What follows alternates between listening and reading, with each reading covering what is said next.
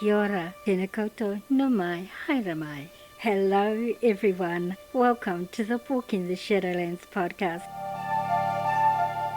Join me as we take a walk into the realms of the unexplained, of the paranormal, of things that go bump in the night and haunt your dreams.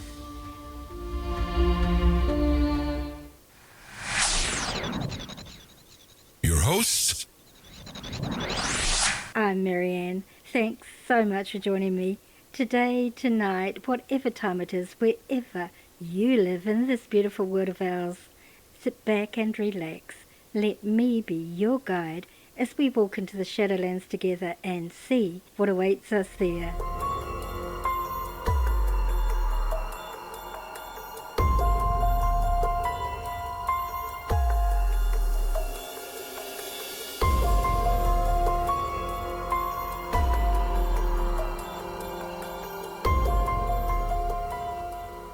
Welcome back to another eerie edition of the Walking the Shadowlands podcast, where we all dive deep into the realms of the strange and supernatural.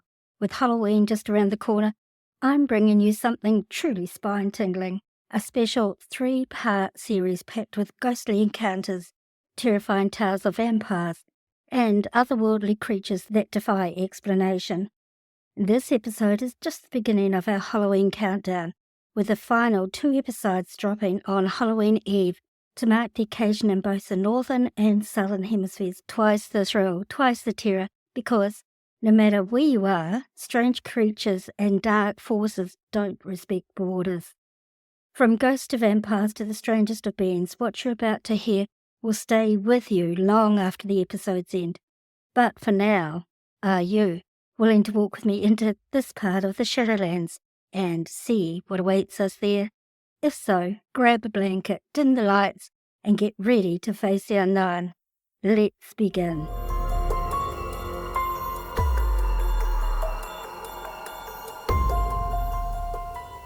A special thank you to all the TikTok contributors for this and the following 2 episodes, allowing me to share their stories.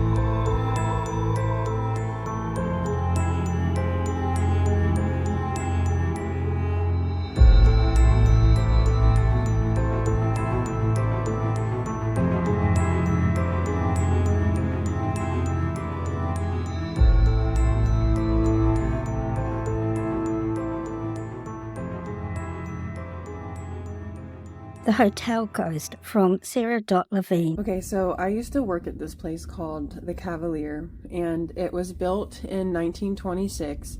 They were doing renovations because it had really gone downhill over the years.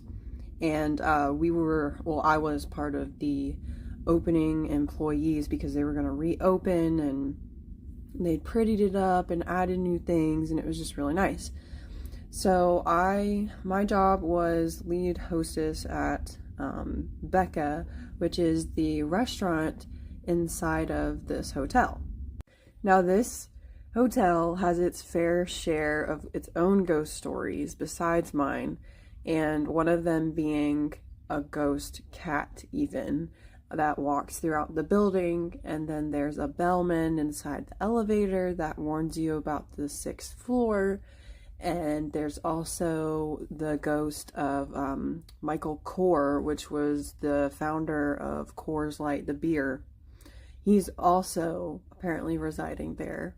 Not only that, people have said to see Marilyn Monroe there. I'm not sure if that part's true, but there's been a fair share of ghost stories within those halls. There's also a pool, and people have said to have been dragged in the pool when they're swimming.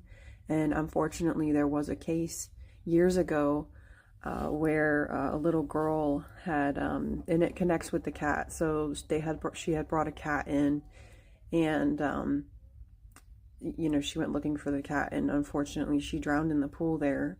And ever since then, people say that they feel tugging and pulling while they're swimming. And it's really creepy. As some people go in the pool room and there's wet cat prints, even though there's no cat. So besides that, when we were opening, I'll get back to that, there was, all the furniture was being put in, all the new furniture in the lobby area. And I had come in one morning for work, and there's a lot of commotion going on. And I was asking, what's going on? And someone was telling me, they were like, well, last night someone rearranged all the furniture. I was like, what do you mean rearranged all the furniture? And they're like, well, they didn't have the camera set up yet, except for in the front. And they didn't have a camera set up yet in the lobby. And all the furniture had been rearranged when they came in. And the last person out was last night. And he didn't rearrange the furniture. So, they're really confused as to why the furniture got rearranged. And when I say rearranged, I mean like these are big couches that were pushed and moved. They were all over the place. So now we're open, right? So we're open. There's lots of customers coming. People are renting rooms. It's great. So I'm in charge of taking reservations for this restaurant. And, I have a spiel that I'm supposed to say when I answer the phone, thank you for calling, Becca at the Cavalier, how can I help you? And I, get a call, and I pick up the phone, and it's really staticky on the line. And it's this woman on the other end of the line, and she goes, hello, can you hear me? And I said, yes, can you hear me? And she says, yes. And she has this transatlantic accent. Okay, if you don't know what that is, think back in the old movies, how they used to talk. Okay, very, very, but she sounded young. She didn't sound like an old lady. And she was asking me, is this the Cavalier? I said, yes, this is the Cavalier. Are you looking to book a room, or are you looking for Becca, the restaurant, because you've called the restaurant? And she says, oh, well, I remember the Cavalier, and it was so beautiful. And she just started going on and on about, I remember the days, and she was reminiscing. And in the back of my mind, I'm like, she sounds so young to be talking about the 1920s, 30s, 40s, she doesn't sound like an older woman reminiscing on something. She has this young voice. And she said, well, you find a reservation for me, and you can call me back. And then I said, okay. And the phone kept getting staticky over and over again. So I said, okay, I will look, for you, because I'm pretty sure we were booked. So I was telling her I would just look just to see if there was anything available. And so I hang up the phone. I ended up finding a reservation. Cool. I was like, oh, that's so awesome. She's going to be so excited. So I go to, because you can press the button to call back the number you were just talking to. The number didn't exist. I call my manager. I said, I just talked to this woman on the phone. My coworker was right next to me while I was talking to this woman on the phone. Is saying the phone number doesn't exist. To this day, we have no clue. No clue what happened. So I'm fully convinced I talked to a ghost on the phone. The Basement That Never Was, from Hannah Rose. Okay, so right now I'm on New Orleans TikTok, where they're talking about all the haunted and vampire stuff that's happening to them. And I don't have a lot of stories like this, but I do have one of when I was an EMT, and me and my 50-year-old Christian woman partner, who she does not believe in this stuff at all. We were taking this patient that was on a 5150 that was being extended. And so we took her to like a longer stay home, which I've never seen like a home like this in LA before. But it was basically like this wood house in Atwater Village. And the moment you pull up, it just looks like this wooden Victorian situation, like something you would see in a movie. Like if you've ever seen that movie Monster House as a kid, like that's what it looked like. And the vibes were just like not right as soon as you got out. But I was like, whatever. We get out and this poor woman, she was just not doing well. I don't think I'm allowed to tell you what was wrong with her. Anyways, we get out and she was like, please don't leave me here. Like I can see things and she's like sobbing to me. She's like, please don't leave me here. But like, I have to, like as much as I don't want to leave you here because it is fucking haunted, you can tell. What am I supposed to do? I'd be kidnapping you. Anyways, we get inside. We can barely get her freaking gurney in there. And we're taking her up to the room. The whole time she's just sobbing, this poor girl. And my partner just kind of attributed that to that obviously she didn't want to be in another mental health institution. But so we took her there. They did her vitals. They took her to the room and whatever. We were all done. We get in this elevator. And I'm like nervous laughing just thinking about it. We condense our little gurney and we close the elevator and it says 3, 2, 1 and those are the only buttons. So we click 1 and we stop at 1, the doors don't open, and then it just keeps going down and I'm like, what the fuck? And the doors open, pitch black. It's pitch black. This is obviously the basement, right? It's pitch black and you can't really hear anything except like this growling, and not like that, but like growling of like a machine or something. And it's just like really eerie, and the vibes, the energy was just sucked out. Like it's like negative energy. I'm pushing the button and she's looking at me like, Hannah, please push the button. And I was like, I'm trying, like, and I'm pushing 1, I'm pushing 2, I'm pushing everything just so we could go up. And I'm not even shitting you when I say this. I say this with my whole heart. This is the scariest thing that's ever happened to me. We hear footsteps, slow footsteps, like a heeled man's shoe walking from the back of the room to the front of the room, but it's pitch black. You can't see anything. Slow footsteps. And she looks at me and I was like, and we're both pushing buttons. We're pushing the emergency button. We're trying to manually close it because something was wrong. They are about to like come in the elevator light. The footsteps are about to come in the elevator light, and finally it closes. We go back up to 1 and she is like pooping her pants. I am like shaken to the core, and we look at the security guard and I'm like, there is something wrong with your elevator. It took us to the basement. He said, we don't have a basement here, ma'am. We get back in the ambulance. We just had to sit there. We couldn't even clean the gurney for a minute. Like, we had to sit there. And she said, what the fuck? This poor woman, she doesn't cuss. She's a good Christian woman. And we just never talked about it. Even talking about it is giving me, like, goosebumps. Because Conquistador from Caleb Cooks.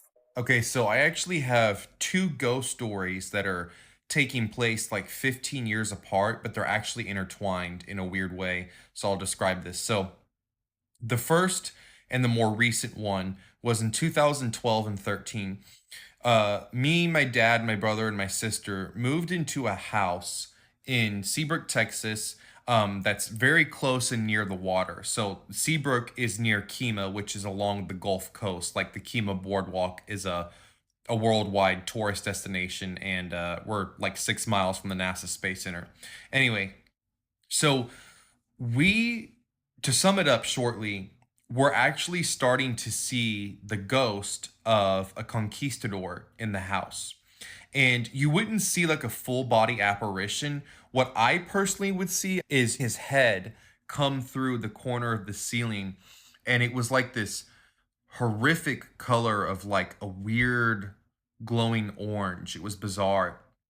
And it didn't appear like, it wasn't like an everyday thing. It was very periodically, maybe once a month, every few weeks, you would see his head appear. Well, and he definitely was a conquistador. He had the helmet, he had like the beard and like the, curly whatever mustache thing. And he just would like look down and just look very angry at you. And there was this one time where my sister actually took a picture of me with her camera. She was like in eighth grade and got a brand new camera, and my head completely vanished in the picture. And my dog Panda, rest in peace, Panda. You knew the head was going to appear in my room because that's usually where it would appear, um, because he would start to growl at the corner of the ceiling when it would happen. It wasn't like super terrible or crazy or weird. It was bizarre. And there was this one time where me and my sister, my parents are divorced. Me and my sister were telling our mom about it, and she was sitting down in the living room, and where the couch was, the living room, so the kitchen was like this, and there was an L-shaped wall, and the living room was right here, and it was all open. It's like a big open L, basically. She's sitting at the corner of the couch right there, and right as we tell her about that, you start to hear a man inside the house whispering in Spanish, but it didn't sound like the Spanish that we're used to in Texas, like Mexican Spanish. It was sounded like old world Spanish, and it was very bizarre. It was weird, and like his voice almost like echoed to it, whispered and it echoed like it was carrying on, like it was echoing in a canyon. It was crazy. So that didn't make sense to us, right? We didn't tell any friends really about it. My sister's friend came over one time and got trapped inside my bedroom. That freaked her out. The doors closed. There was nobody there. It was just her and my sister at the house, and the doors shut closed, and she couldn't get out. She was like freaking out. But so here's the thing. This is the crazy part. So I found out through research that the conquistadors shipwrecked all the way from here, the Seabrook Kima area, to Galveston, Texas. And that's about 45 miles down. There was a fleet of them that came here in the 1500s, a fleet of 300 men, and only about 9 or 10 made it back alive to Spain, like almost a decade later. Most of them, from what I understand from the history that I read, most of them either died, they stayed with some of the Native American women and had children, or they were cannibalized by I think it's called Karankawa Indians. They're extinct, they're no longer around. They went extinct, I think, in the 1800s.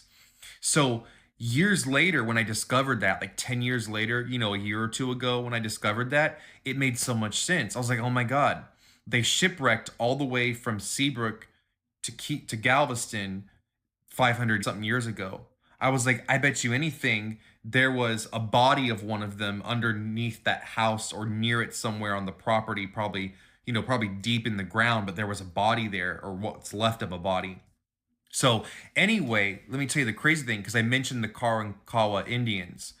So in the early 90s, I mean, late 90s, late 90s, like the year 2000, we lived in this house in the same city in Seabrook, which was about 3 miles away from the house where I just talked about the conquistador ghost. When me and my older brother Sam were little, I was about 4 and 6. I was 4, he was 6, and then we lived there for a couple of years, so 5 and 7. You get the point. The 2 year difference. We used to see the ghost of a Native American in the closet, and we would call him the white man because, like, I mean, he was like as white as a fluorescent light bulb. Not so much white in terms of ethnicity. We just called him the white man, and we were terrified of him. Well, I remember this one time. I was about 4 years old or 5, and I fell out of the bunk bed. I was on the bottom bunk, and I looked underneath the bed, and this is late at night, waking up in the middle of the night, and I see the face of a Native American man, but like where his eyes are, the eye socket, it's all completely black. So it's like all black, and then it's just black going down. But even though there was no eyes or anything, I could tell he was just looking at me, and it was just his head. And it's like the floor underneath the bed was like a black void that went on forever, like it went down. And his face was like glowing a weird color, and I just remember screaming bloody murder when that happened. And my dad came into the bedroom. He took me into the master bedroom to sleep with my mom in the bed, and then he slept in the bunk bed. Well, I asked my dad about that like 18 years later, and he said he remembered that night. He said he was scared. He said he just remembered keeping his eyes closed, but he could hear and feel that there was actually someone or something walking around the room. And he said he just kept his eyes closed the whole night and didn't open them or anything. Well, how does that tie in with the conquistador story? I find out years later that in Seabrook, Texas, there's a trail called Independence Trail, which is along Highway 146, and a bunch of Karankawa Indians were massacred along that trail in the 1800s. So, right, who expects to live anywhere in the United States and to have the ghost of a conquistador haunting your house? And then Native American ghosts, which ironically is kind of connected to the conquistador ghosts because they shipwrecked and some were cannibalized by them and others married and had women and all that stuff. But yeah, that's my crazy ghost story. The Hat Man from Sarah Levine.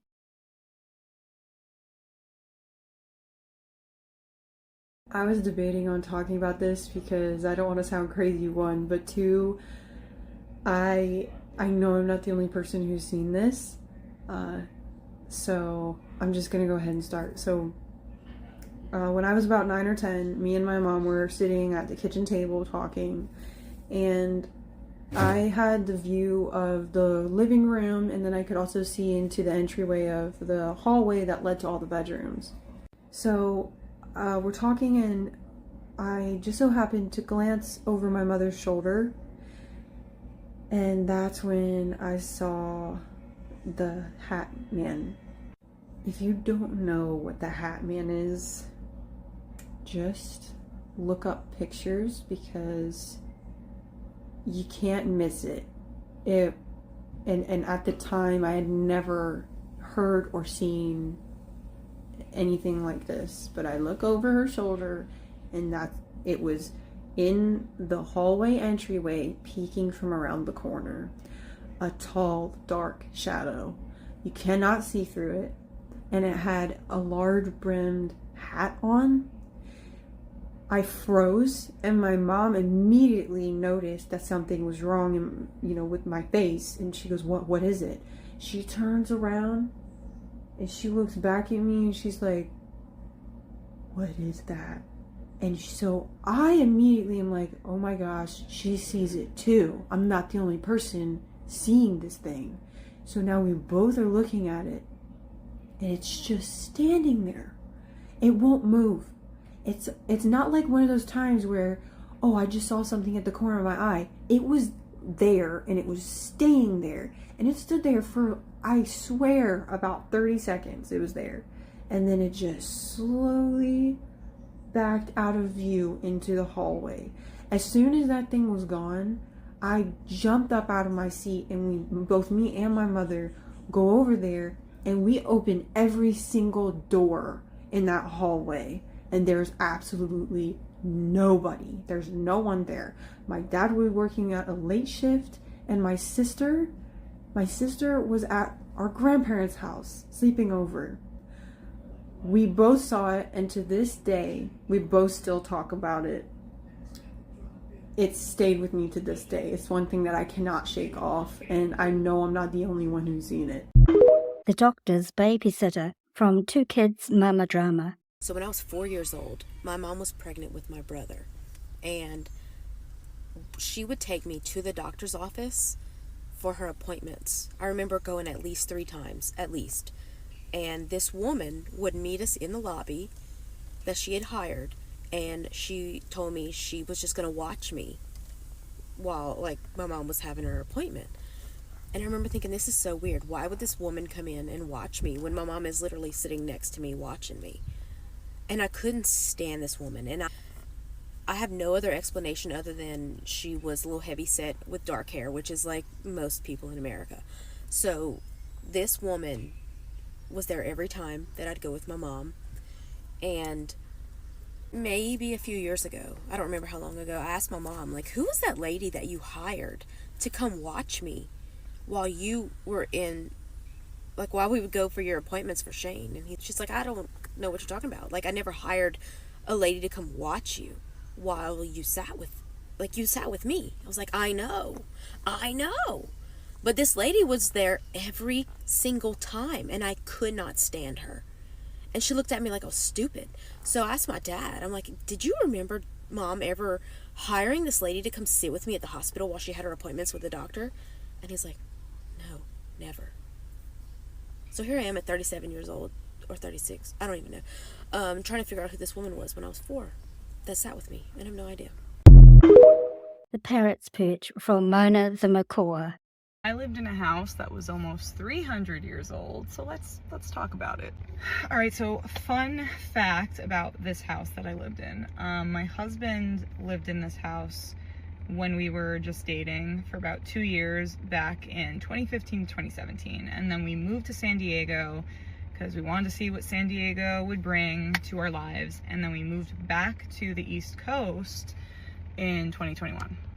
So we were living on the East Coast. And mind you, when my husband lived there the first time, whenever I would go and visit him, if I would get there before he got home from work or from running errands, I just hated being there alone.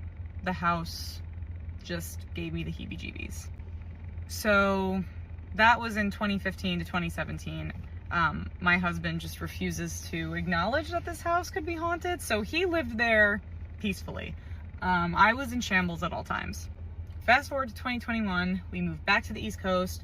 We are staying with family while we're just trying to get our bearings and get new jobs and just transition back into life on the East Coast.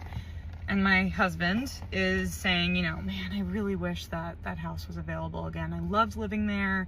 It was the best. It was a dream because it was a pretty big space and the rent was really affordable, but it was haunted, so I didn't care. But anyway, my husband really wanted to move back. I said, not happening. So he went out on a limb and asked our old friend and neighbor who had lived there the entire time. She was there for almost 10 years. He followed up and just said, hey, do you know if our old unit is available or will be available?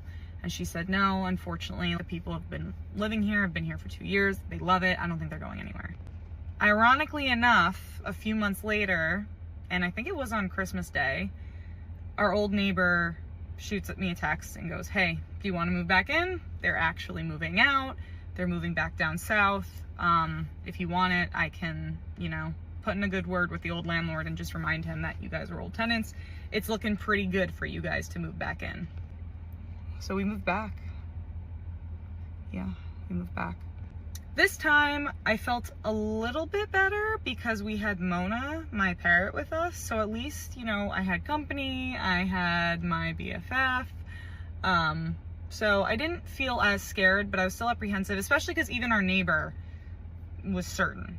Like, she can verify that there was some weird stuff going on in this house.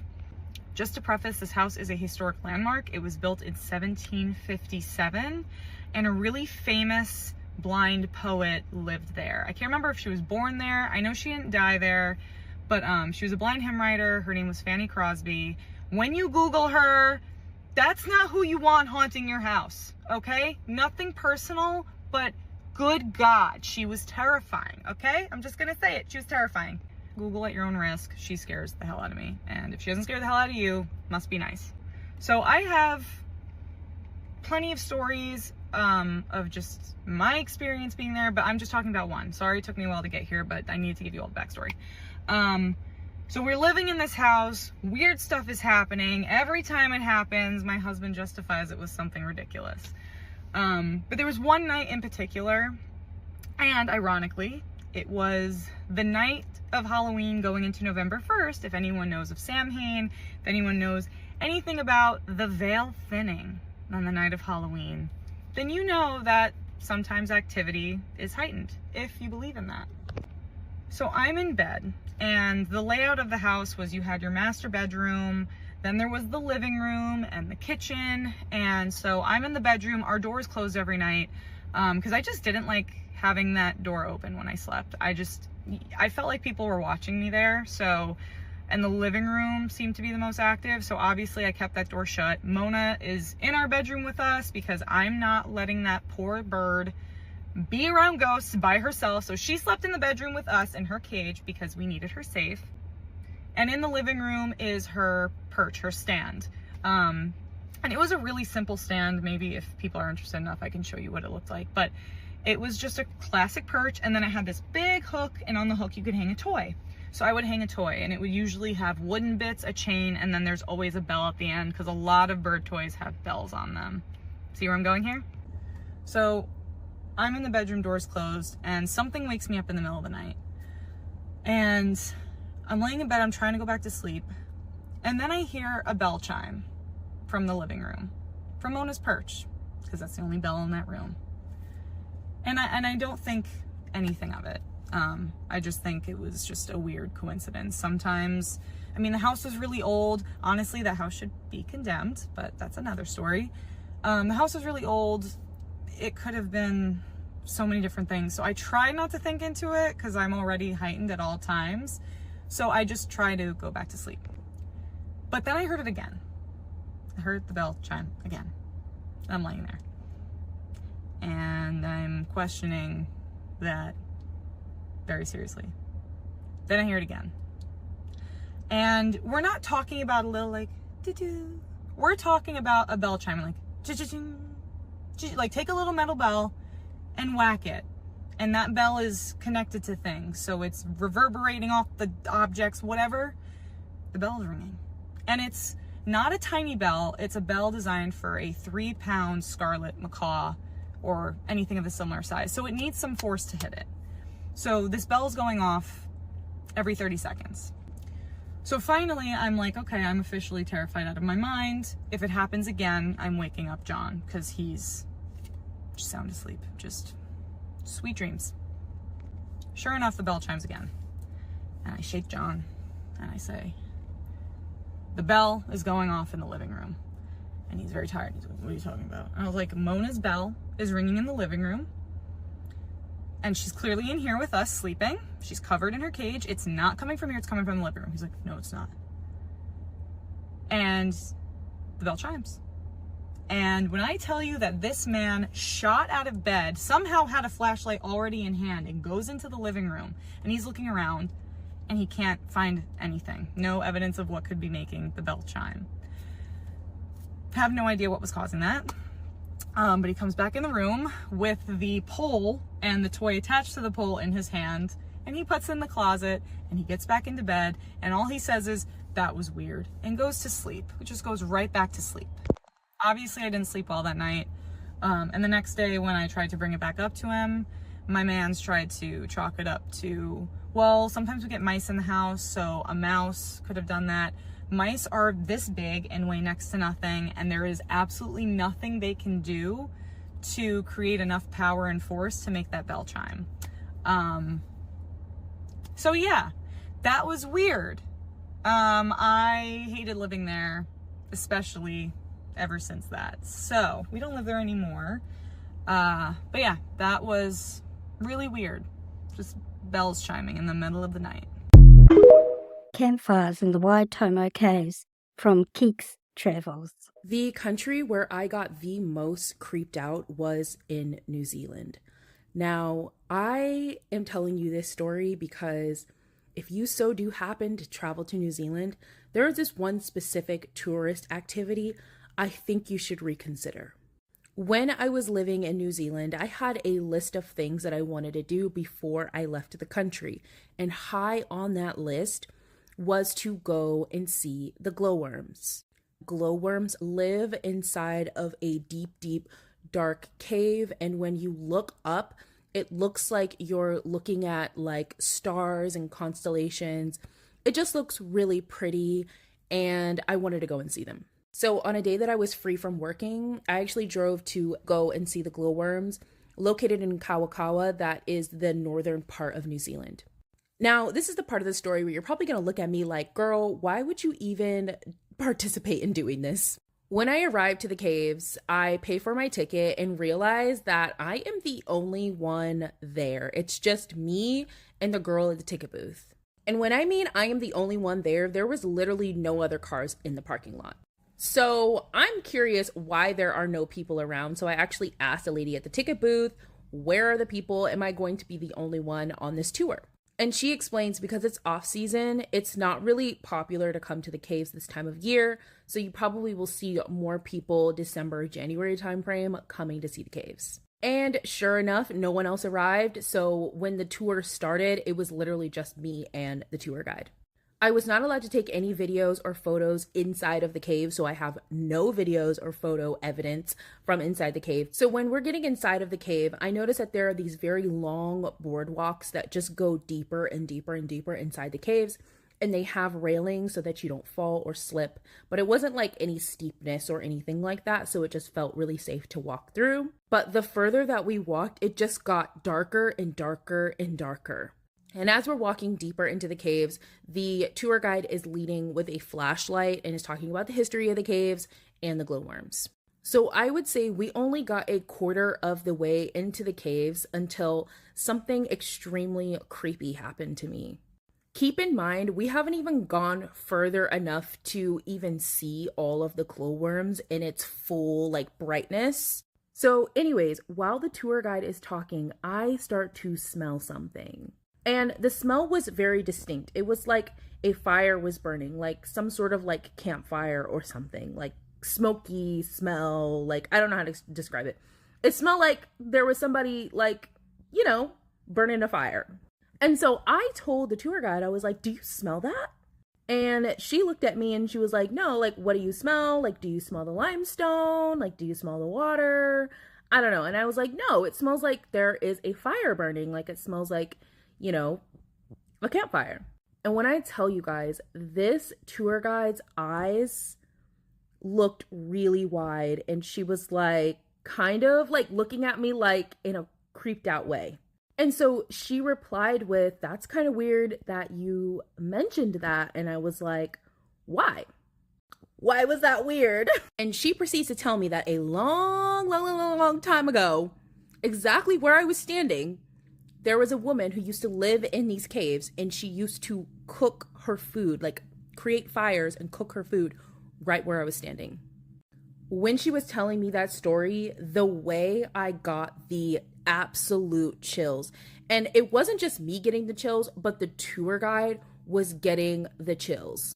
Can you imagine? We were looking at each other wide-eyed in the pitch black with just a flashlight in some deep-ass caves by ourselves. I didn't even want the lady to finish the story about this lady that lived inside the caves.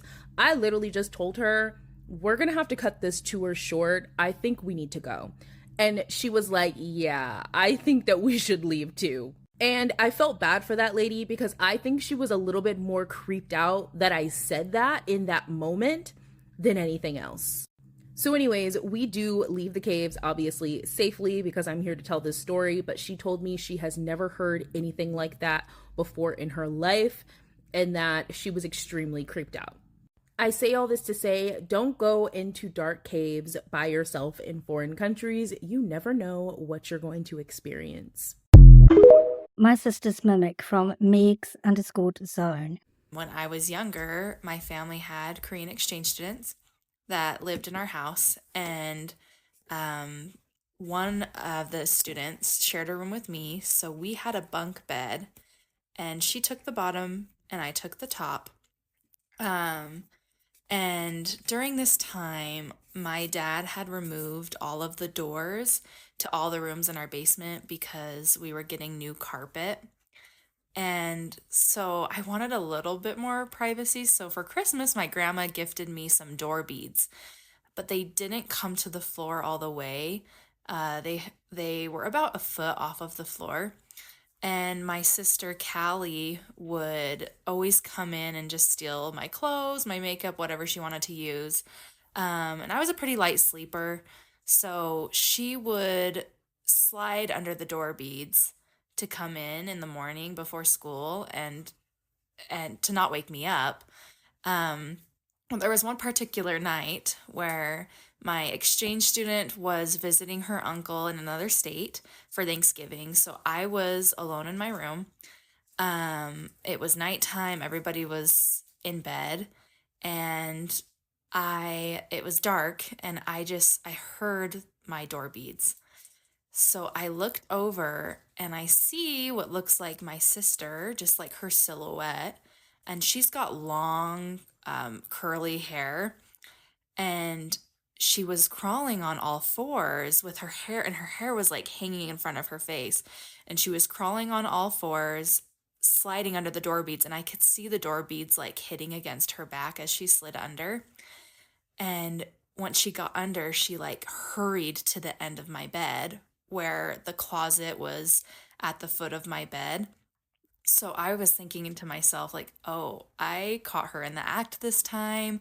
I'm going to totally tell her that I knew she was stealing my clothes. So I snuck to the edge, to the end of the bunk bed. And I just like, wow, like tried to scare her. And when I looked over the end of my bed, there was nobody there. So I just started screaming, and then my sister ended up running down the hall, and she came in and turned on my light, and she's like, what? And I was just like, and I just freaked out and told her what had happened. But that was one time that was super, super creepy. My name is Michael from the original tour. My husband and I were super young. I just turned 21. We lived in a small apartment, and we decided to rent out a house we found that we really liked. Again, don't mind my dog. We were really young. We were partying, smoking, and his best friend would stay with us from time to time and would sleep on the couch downstairs. And he was always known as like the jokester, and he would say stuff sometimes like, you have like a ghost in your house. And I didn't believe in that shit. I'm like, okay, yeah, we have a ghost in our house. That's funny. And that was it. Like, that was the end of it. So fast forward, a couple weeks later, he had moved out, got his own place, blah, blah, blah. We had since got married. We went on our honeymoon, came back. I was newly pregnant, and I was having a hard time sleeping, which is normal in pregnancy. But I didn't want to disturb him while he was in bed. And I went downstairs to sleep on the couch, watch TV, meditate, get into a better headspace to try and fall asleep. That's when things got super weird.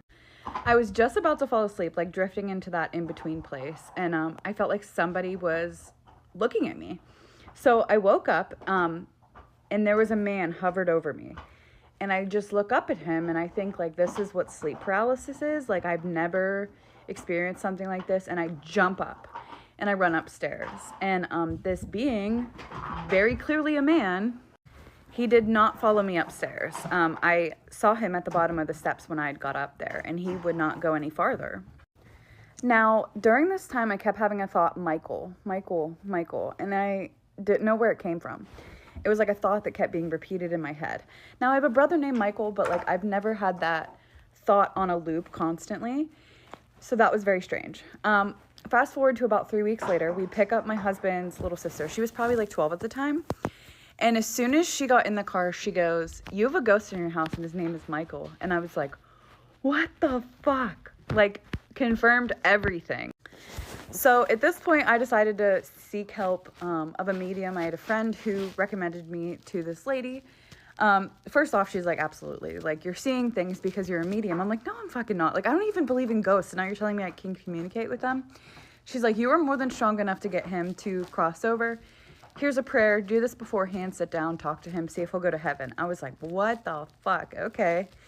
So I waited till everyone was gone. I sat in my little recliner. I started meditating. I was already kind of on a spiritual path. I started meditating more, getting a better grip on who I was as a person. So it was just weird how it all happened. So I sat down and I did this thing with him, and he showed himself to me. He told me that he couldn't come upstairs because he lost his legs to diabetes. That was insane and confirmed what I thought. I saw he had a dog and a mom on the other side. Again, these are just visions that are coming into my brain. I've never done this before. So I told him, I said, you have a dog and your mom is on the other side and they really want to see you. So I saw him just walk into this like light, and there he went. About 3 days later, I had a dream. He came to me in a dream and he said, thank you for crossing him over. He didn't know he was dead when I told him, which was like interesting. He didn't even know he was dead. He just needed somebody to confirm and to see him and validate him, which is just so crazy. This is where it kind of goes nuts. My husband and I, we're pregnant. We need a bigger house at this point. We were walking around with our landlord to get our security deposit back, make sure there's no damages. Everything went great. And when we were done, I said, was there a man named Michael here? And he goes, yeah, he died from health complications. He was the last tenant here. Why? And I'm like, just wondered. That started my whole spiritual journey. I realized I've been seeing spirits since I was a kid, but chalked them up to imaginary friends. So yeah, that's my ghost story.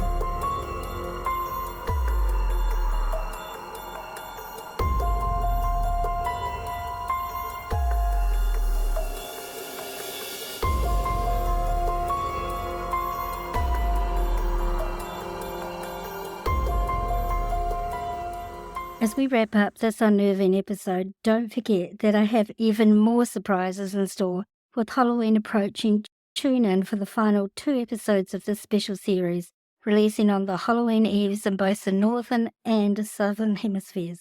And as the podcast nears its close, I want to thank all of our guests, listeners and contributors for making this journey so memorable. But of course, we still have a few final chills waiting for you. Stay tuned for Halloween, where the real fright begins. Vampires, ghosts, and unknown creatures abound. Until then, this is Marianne bidding you farewell from the Shadowlands. Thanks for listening to this episode.